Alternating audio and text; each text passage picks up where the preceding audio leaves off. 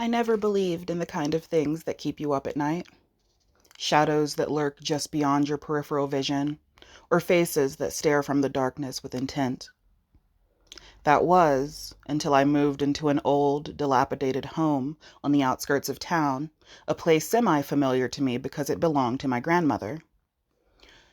She had passed away a few years prior, and when the property fell into my hands, I thought it was a chance to reconnect with my roots. Nature had reclaimed so much, the trees bending in grotesque shapes, and the creaky floorboards groaned as if carrying the weight of lost memories. I felt it was a place where I could finally rest. But soon after I settled in, things began to unravel.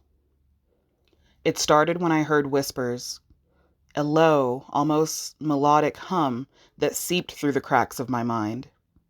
The voice was soft yet chilling, weaving in and out of a silence like a spider spinning a web. Each time I felt a presence nearby, something cold would whisper my name. At first I thought it was merely my imagination. Old homes creak and groan, don't they? But I wasn't alone in that house. I sensed him, an entity that was neither male nor female, a presence that seemed to emerge from the very shadows themselves. I saw glimpses of him in the corner of my eye, a shifting mass that melted into the walls.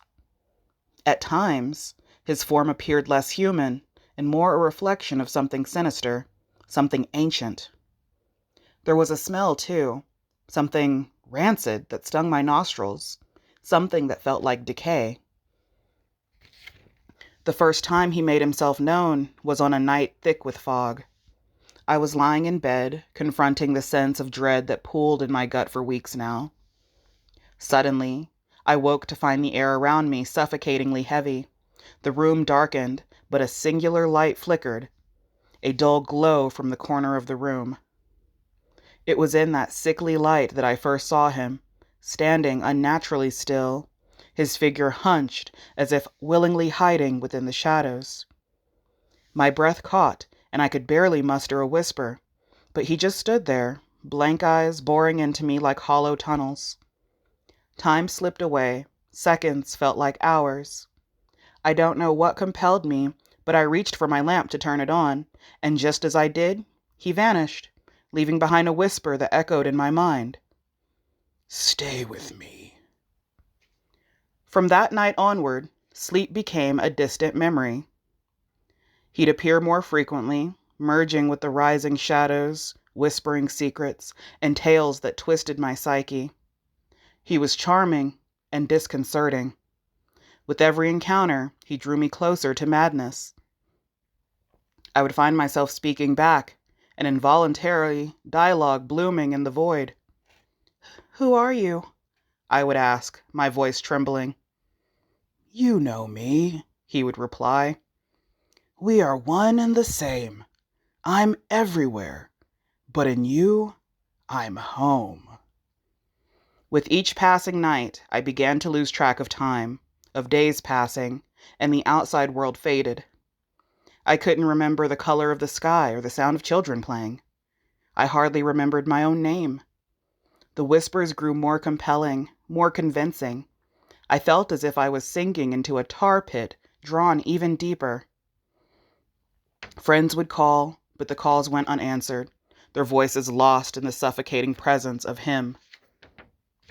Then there was the other one.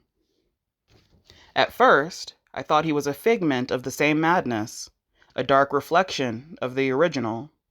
As days dwindled, I learned they weren't mere overlapping shadows. He was different, far darker, with eyes that glinted with cruel knowledge. He fed on fear, blossoming in shadows like a carnivorous plant. He delighted in my terror, left unrelenting marks on my sanity, and pushed me deeper into despair. Whenever he appeared, it felt more substantial, more real, like a solid punishment.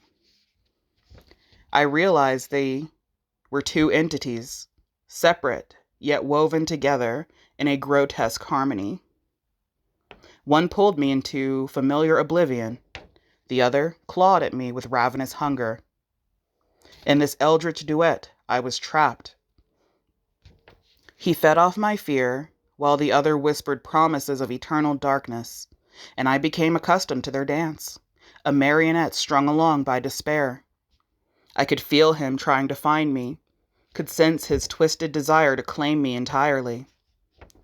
And then it hit me, the horrifying truth.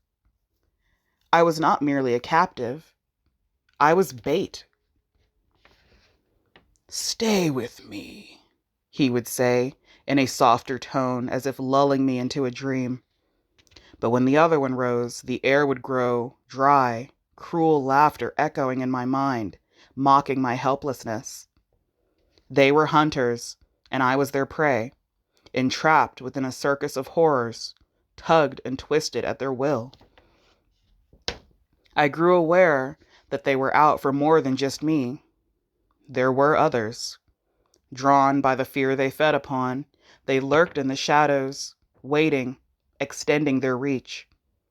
They would race against each other to find the next host, the next vessel of terror. I write this, my sanity waning, hoping to warn anyone who dares to read these words.